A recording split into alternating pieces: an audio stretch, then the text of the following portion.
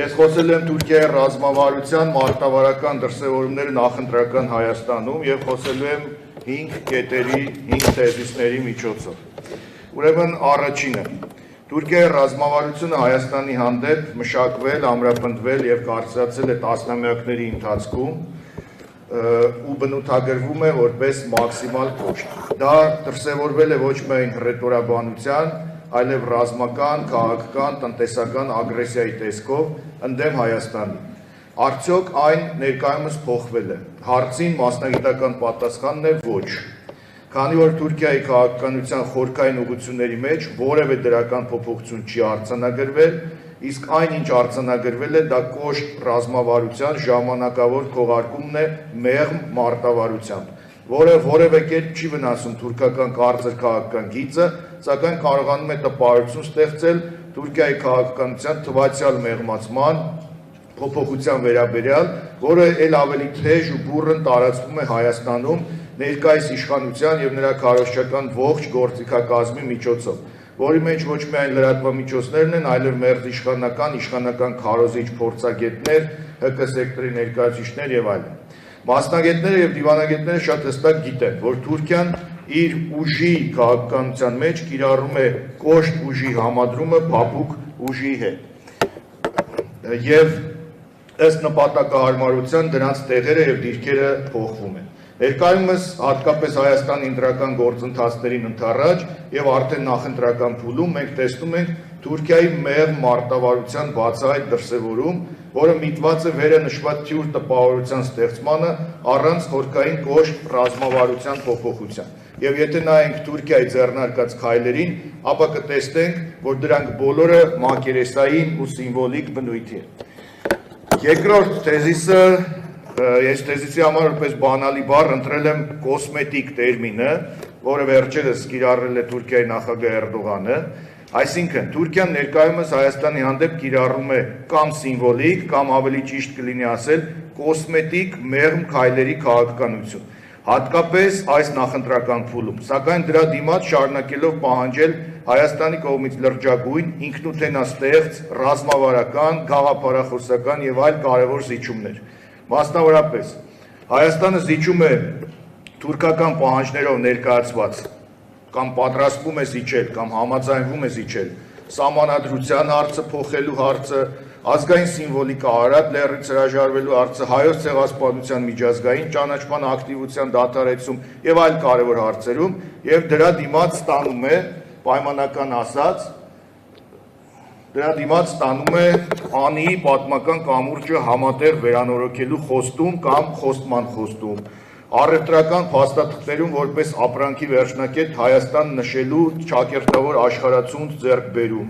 երեկվա աշխարհացունց մյուս լուրը, կարս ախալքալակ երկաթգծից օգտվելու հնարավորություն եւ այլն։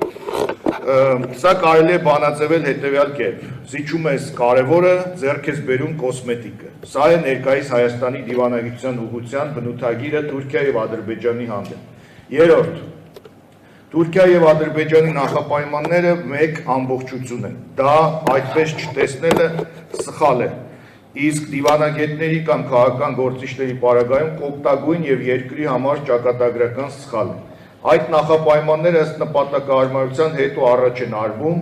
մեկ ներկայացնում է Ադրբեջանը, մեկ Թուրքիան, բայց անզեն աչքով անգամ նկատելի է, որ գործում են սինխրոն։ Դրանք այդ ամբողջությունն են սահմանադրություն, ցեղասպանության հարց, Արարատ, անկլավներ, այսպես կոչված Զանգեզուրի միջանցք,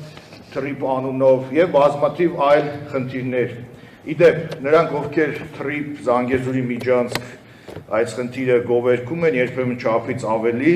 իսկ արևմտամետների պարագայում ուղղակի համարում են Հայաստանի փրկություն, ուղղակի չգիտեն, թե ինչի մասին են խոսում, ուղղակի չեն գիտակցում, թե ինչ է այդ միջանցքը ենթադրում եւ ինչպես է կարելի այն գովերքի։ Չորրորդ, Թուրքիան միշտ հետաքրքրվել է Հայաստանի ընտրություններով, բայց նախկինում եղել է պասիվ դիտորդի դերում, եւ երբ նայում ենք նախորդ փուլերի, սկսած 90-ականներից, թուրքական պահվածք եւ արձագանքը, ապա նրանք լուր արձանագրողի դերում էին Հայաստանում տեղի ունեցող եւ սպասվող իրադարձությունների հանդեպ։ Իսկ հիմա ձեռք են բերել գործելու ազատություն։ Հիմա գեր ակտիվ է։ Բավական է նայել Թուրքիայի տարբեր պաշտոնյաների բացահայտ հայտարարություններից, սկսած արտաքին գործերի նախարար Հական Ֆիդանից մինչև Թուրքիայում Ադրբեջանի դեսպանի եւ տարբեր այլ դիվանագետների, որոնք մի կողմից ինքնավստահ տոնով ներկայացնում են գործողությունների հերթականությունը հետընտրական Հայաստանում, կանխատեսելով, որ սահմանադրությունն է փոխվելու, իդեպ սրան զարմանալի է, որ ինքնիշխանության ջատագով իրենց հռչակած իշխանությունները Հայաստանի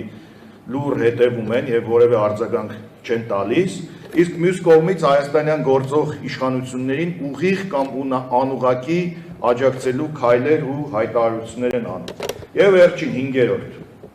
Այս ամենը խոսում է, որ ներկայիս իշխանությունները կամ չեն ընկալում, կամ չեն ուզում ընկալել թուրքական դիվանագիտության ոճը, խնդիրները, նպատակները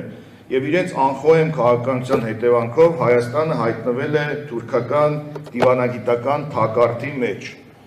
Իսկ թակարդում շարժվելու եւ գործելու հնարավորությունները խիստ սահմանափակ են, փրկության շանսերը գրեթե զրոյական։ Դրա վկայությունն է նաեւ վերը նշված ճակերտավոր արդյունքները, սիմվոլիկ եւ կոսմետիկ։ Իսկ հայ-թուրքական շփման տարբեր ձևաչափերը, այդ թվում եւ բանագնացների այնքան անարդյունք են, որ անգամ հայաստանյան իշխանությունների համար է երբեմն դժվար լինում ինչ-որ բան գտնել, ասելու կամ ցույց տալու որպես արդյունք։ Եվ ներկայումս իրենց թուրք գործընկերները փորձում են օգնության հասնել, որ գոնե հռետորաբանությունը կարողանան շարունակել։ Սա նաև դիվանագիտության ընկալման եւ սխալականության արդյունք է։ Հայաստանի որդեգրած զիջելու եւ խնդրելու դիվանագիտությունը առանց որևէ ուժի գործիքակազմի բերել եւ բերելու է աղետի։ Ուստի թիվ 1 հրամայականն է Հայաստանը դուրս բերել թուրքական դիվանագիտության թակարդից։ Եվ ամփոփելով Թուրքիայի ռազմավարության ներկայիս մարտավարական դրսևորումը նախընտրական Հայաստանի հանդեպ հետևյալն է. ժամանակավոր մեղմացում, որը թվացյալ է, իբրև թե դրական քայլեր, սակայն իրականում դրա իմիտացիա, կոսմետիկ քայլեր, հայտարարություններ եւ կանխատեսելի են, որ նոր կոսմետիկ քայլեր եւ հայտարարություններ են լինելու առաջիկա օրերին ընտրություններին ընդառաջ, ըստ իրավիճակի։ Սակայն արևելյան տխուր, բայց իրատեսական իմաստությունը ասում է, որ սկզբում մեղր կամ ուրեմն քաղցր են հյուրասիրում,